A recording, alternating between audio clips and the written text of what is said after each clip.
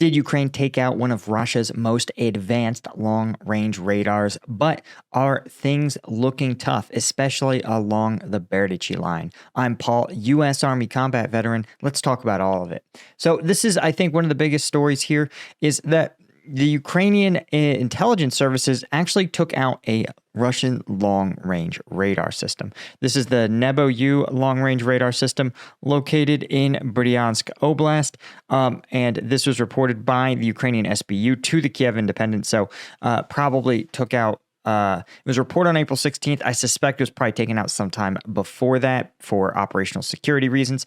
But when we look at what the Nebu is, it is a 1984 produced deep range radar. Now, what's funny is this lists it as no longer operational, but as we know, Russia has pulled a lot of its old stock and put it back into service. What's fascinating is that the function of this radar and what it is designed to do is detect, well, airborne objects. But what's interesting is that it's actually specially designed to track airborne threats, what it describes as low observable, small size, and ballistic targets. This means it can target small drones that are smaller than conventional aircraft, ballistic missiles that move very, very quickly, or ballistic warheads, and low observable, which is usually code for stealth aircraft, right? So this is something that was designed to thwart many of the most modern, as of the 1980s, U.S. Tech. But radar system, of course, automatically tracking and determining the coordinates and flight parameters of potential targets and identifying friend or foe. So it's a really sophisticated system. But what's critical is it's a key component of Russia's air defense program. And it integrates radars with S-400 missile systems. And what is most interesting to me is that we know that this is probably a function of the fact that Russia has identified that Ukraine is willing to use drones and drones that strike deeper into Russian territory. You remember a couple of weeks ago that Ukrainian drones actually traveled hundreds of kilometers to a Shahed drone factory in Tatarstan. And what I suspect this attack is a preparatory opportunity, or a battlefield prep for deeper strikes into key Russian logistics hubs. Those logistics hubs could be oil production facilities, or they could be military munitions plants. And the irony is that the radar itself was hit with kamikaze drones and is no longer operational. Now, I strongly would suspect that these kamikaze drones were deployed very close to the radar. We've seen that in other tactics, right? Grounded radar planes, for example, are hit with one-way drones, but those drones are operated by Ukrainian intelligence operatives only a few hundred meters or a few kilometers away, so that they can stay low, and they are literally too close to the radar to actually meaningfully be detected. So that's how I suspect they did it. I think what they say is, quote, Russia's radar blindness will help our troops conduct reconnaissance, launch drones, and use aviation in this area more effectively, which, again, I think this is a way of clearing some of those air defenses to allow deep penetration strikes of Russian territory. Now, we're going to talk about this changing situation on the front line, but of course, if you want to increase your own effectiveness, you know what? You don't need to launch strikes on sophisticated radar systems. You need just strike gum. Strike gum, 90 milligrams of caffeine in every piece, 100 milligrams of alpha GPC, zero sugar. It's not going to mess with your macros, right? Inspired by my time in Afghanistan, where I had to drink these gross energy drinks when I was on patrol. If you ever had an energy drink when it's 110 degrees outside, it is truly a revolting experience. And so I was desperate for something, and I engineered this.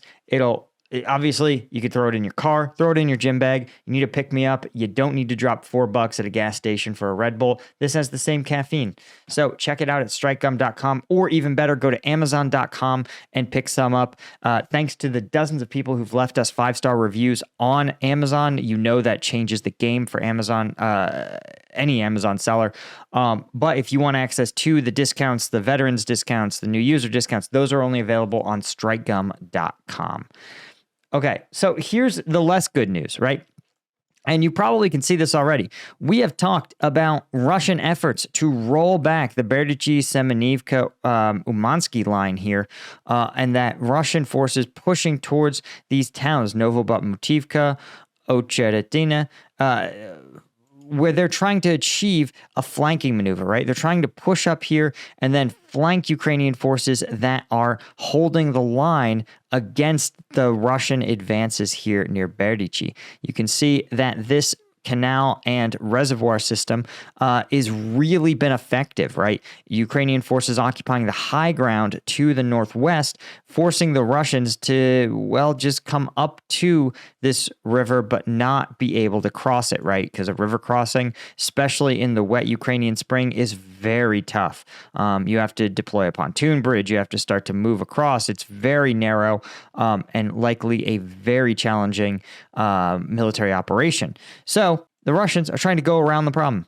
And that's a pretty common tactic, right? It would look familiar to a U.S. Civil War general to go flank around. The idea is that you collapse your opponent's flank by pushing into them and you sort of peel them back, right? It's sort of like imagine trying to collapse a brick wall, right? You would go to the end of the wall and trying to just push off the loose bricks. That's exactly what they're trying to do, is target the vulnerable flanks of it and then roll everything back. To do that, right, they need to advance towards this Ochteretina. Otherwise, right, they're going to have to expose their backs, so to speak, to the Ukrainians. If they were to flank here at Novobutmutivka, the Ukrainian forces in Ochteretina would just light them up. So they have to take this trifecta of villages. Probably they're going to need a couple of days to turn this into a strong point, and then they're going to start to push south, rolling the Ukrainians back. And honestly, they only need to get to Berdichi. Once they control both sides of a creek like this or a river like this, then a crossing becomes a trivial matter, right? It becomes much easier. So that's going to be the Russian objective here. Of course, for Ukraine, they have to find a way to stop it. But as we've talked about, it's very difficult for Ukrainian forces, particularly we've seen lately with the shortage of artillery shells, to operate in areas where there's a lot of cover. You can see there's a lot of cover here. Russian forces have been creeping along this forested area near the railway. Now they're jumping from the forest into the town itself of Ocheretina, and that is a real challenge for Ukrainian tactics because they rely so much on high, like FPV drones to watch and observe the battle space. If there's cover, it's harder to observe the battle space, and it's much harder to deploy drones there, right? One of the things that we've seen, I've never seen an FPV drone video target forces in woods. Not once have I seen it done. And I suspect that's because it's just too sophisticated to maneuver a drone in and around trees and wood lines, right? It's too dense. So that's where Russia seems to be keeping its fight. Now that means there's going to be a challenge if they want to push south, but it won't be nearly as challenging as having to conduct this river crossing. So that is the $1 million question, or in the case of the Ukraine aid bill that may or may not be coming up shortly, the $50 billion question is, can Ukraine hold out some of these towns until the aid bill is passed, right? Once, as we've talked about, as soon as Ukraine, even though it's going to take a long time for the aid to get to Ukraine, once Ukraine knows that its stocks are going to be backfilled, it can use its existing stocks much more rapidly. Right now, it's trying to marshal its resources because there's so many unknowns about the provision of aid, right? They know that, they're waiting 2+ years for European defense initiatives to ramp up production. But in the immediate term, right, the only military that can, or the only country that can get Ukraine aid in the immediate future, right, in a timeline measured in dozens of days, is going to be the United States. And so until that aid bill gets passed, Ukraine's got to figure out how they can use their existing stocks and make them stretch as long as possible. Anyway, guys, you may have known our Combat Vet News video dropped yesterday. Thanks to all the members there. You guys enable me to continue to do this. I appreciate you so much. And of course, become a member if you're interested. And I'll see you guys in the next one. Cheers.